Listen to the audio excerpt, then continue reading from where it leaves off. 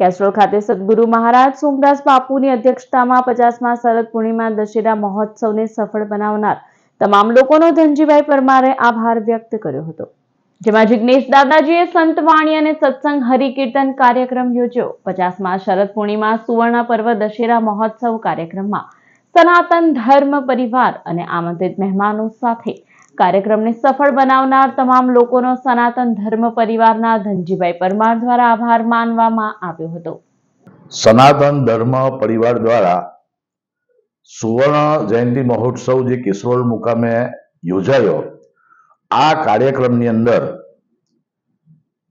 ભરૂચથી દહેજના સરપંચો, આગેવાનો અને જિલ્લાના આગેવાનો અને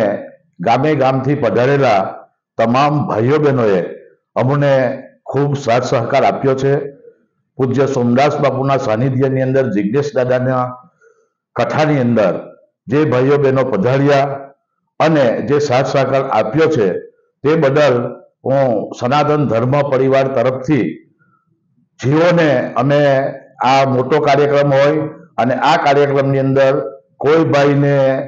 સન્માનવાનું, કોઈ ભાઈનું નામ કે આવું કંઈ ના બોલાયું હોય તે બદલ હું મારા તમામ આગેવાનો, સરપંચો, ભાઈઓની હું માફી માગું છું અને તમામ ભાઈઓ બહેનોએ જે અમને સાથ સહકાર આપ્યો છે, આ જ રીતના સનાતન ધર્મ પરિવારને બીજી પણ આવનારા કાર્યક્રમની અંદર સાથ સહકાર આપે એવી હું આશા રાખું છું।